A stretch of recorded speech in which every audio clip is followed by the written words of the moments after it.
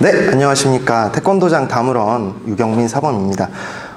이번에는 지난 시간에 이어서 두 번째 시간인데요. 두 번째 시간에는 이제 주먹을 쥐는 법이랑 이제 허리 지르기를 나가는 가장 기초적인 방법에 대해서 설명하도록 하겠습니다. 지난 시간에 제가 아주 얕게나마 이제 무술이라는 것 자체가 사람을 다시 태어나게 한다, 다시 만든다, 처음부터 시작하게 하는 그런 기능이 있다고 제가 말씀을 드렸어요. 그래서 지난 처음 아이가 태어나자마자 운다, 호흡한다 그래서 숨 쉬는 법하고 기압 넣는 법을 이제 알려드렸습니다. 알아봤어요. 이제 두 번째 시간인데 다시 한번 아이 이야기로 돌아가서 이제 아이가 어느 정도 울고 호흡을 하고 눈을 보게 되면 그 다음부터는 몸을 흔들기 시작하고 신체를 움직이기 시작하죠. 이제 그렇게 시작하면서 다음으로 저희 어머니 아버님들이 갓난아기를 보면 하는 게 꼭 있습니다. 바로 이제 도리도리 잼잼이라는 건데요. 이 주먹을 쥔다는 거는 이제 무술, 특히 태권도에 있어서 지르기, 상대방을 공격하는 수단 중에 하나로서 굉장히 각별하고 또 중요하게 취급받고 있습니다. 태권도 하면 발차기 아니야? 이렇게 생각하실 수 있는데 우리가 흔히 많이 수련하는 품새를 보게 되시면 아래맞기, 몸통맞기, 얼굴맞기보다 어떠한 맞기 특수품 동작들보다도 가장 많이 활용되고 연습하고 나오는 게 바로 주먹 지르기입니다. 이 지르기를 이제 하시기 위해선 제일 먼저 주먹을 쥐시는 게 선행이 되어야 되는데요. 이 부분에 있어서는 많은 설명들도 있고 좋은 방법들도 있으나 저는 아주 간략하고 간단하게 설명하도록 하겠습니다. 손가락을 끝에서부터 잘 말아 쥐어 주시고요. 손 안에 공간이 없게 해주시는 게 중요합니다. 이 차이는 이제 글러브를 끼고 하는 다른 타격계 격투 무술과는 좀 차이가 있어요. 태권도는 아무래도 옛날이면 더 그렇겠죠? 어떤 보호할 수 있는 장구나 수단이 없기 때문에 이 손 자체로 무기화를 하고 손을 내가 스스로 보호할 수 있게끔 만들어서 상대방을 공격을 해야 되는데 주먹이 이렇게 설지어져 있다거나 잘못 쥐어져 있을 때 손가락이나 이런 부상을 당하게 되는 경우가 많죠. 우리 흔히 어린아이들이 주먹을 쥐게 되면은 쉽게 잘 못 쥐어서 이렇게 쥐게 되는 경우도 있는데 엄지손가락이나 다른 관절들을 다치게 되시니까 꼭 따봉 주먹 이렇게 해서 엄지손가락이 이 검지와 중지를 잡아서 자물쇠로 이 손가락들을 채워두듯이 말아주시는 게 아주 중요합니다. 자, 그러면은 주먹을 잘 쥐어 보셨으면 한번 때려 보도록 할게요.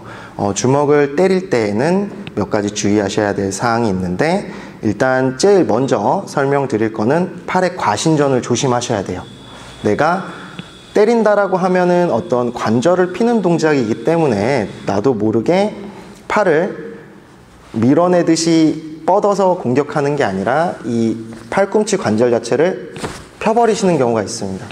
잘못해서 과신전하게 되시면은 크게 다치실 수가 있어요.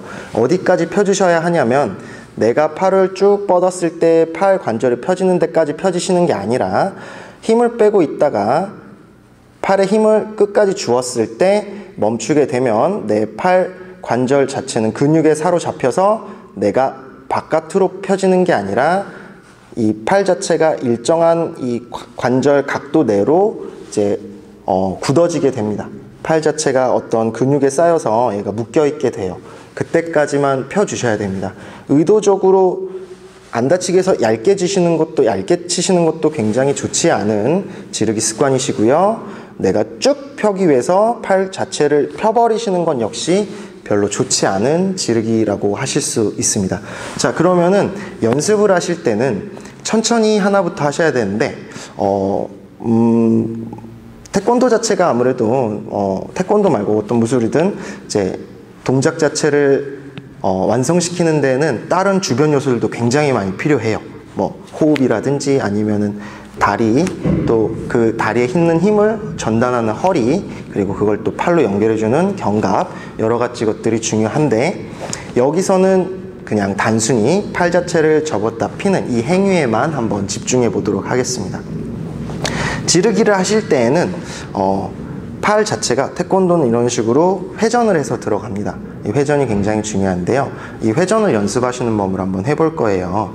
처음에는 가볍게 내가 팔꿈치를 붙여서 그대로 앞으로 밀어봅니다. 다시 한 번 더. 자, 밀게 되시면은 이때부터는 이 다음 단계에서는 어떤 거를 유의해 주셔야 되냐면, 내 팔꿈치가 몸에서 떠나가실 때 얘를 타점에서 급격하게 비틀어 주시는 거예요.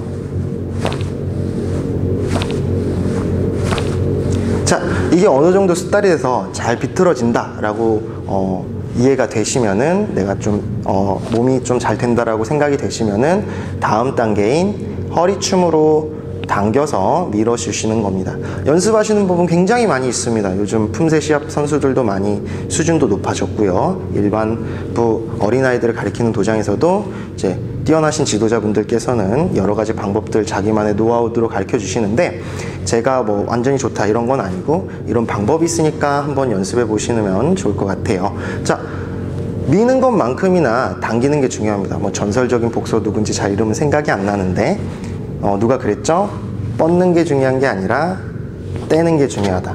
마찬가지로 손을 다시 회수하시는 게 굉장히 중요해요. 그렇기 때문에 내가 아까 밀고 되셨으면 다음에는 여기서 당기시는 거예요.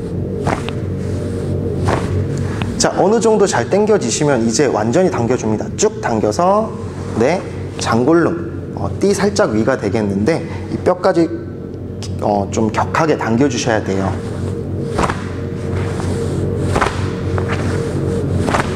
자, 이렇게 되시면은 지르기를 하실 준비가 다 끝났습니다. 천천히 한번 질러 보도록 할게요. 자, 옆구리에서 붙여서 시작을 하십니다. 천천히. 이렇게 나가시면 절대 안 되겠죠. 붙어서 팔꿈치가 내 몸에서 떨어질 때 회전시켜 주세요. 다시. 자, 이제 속도를 내서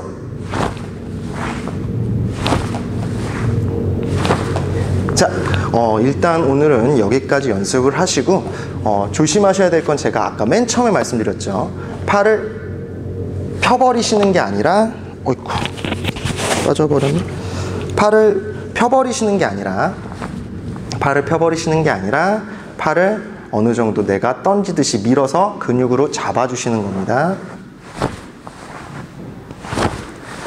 잘못된 방식으로 너무 과신전을 반복하시게 되시면 나중에 팔꿈치를 다치시거나 크게 부상을 입으실 수가 있어요. 이거를 항상 조심해 주시고요. 그러기 위해서는 많은 양보단 질이다 라는 말도 있는데, 저는 무술에서는 그런 표현은 없는 것 같아요. 좋은 질이 나오려면 일단 많이 하셔야 돼요. 양을 많이 늘려주시는 방법밖에 없습니다. 그렇다고 이 아픈 방법대로 계속하면 다치시겠죠? 천천히 많이 한번 해보세요. 천천히. 그래서 조금씩 힘을 주셔서 숙달이 되시면 힘을 많이 주시는 지르기로 나아가시면 되겠습니다.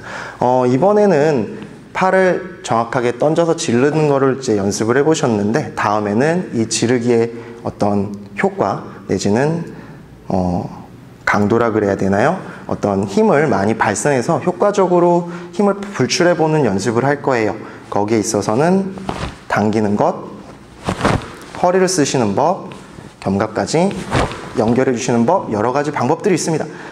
다음 강까지 연습을 잘 해주시고 궁금한 점 있으시면은 댓글 내지는 연락으로 편히 문의해 주시면 되겠습니다. 여기까지 해서 오늘은 마치도록 하겠습니다.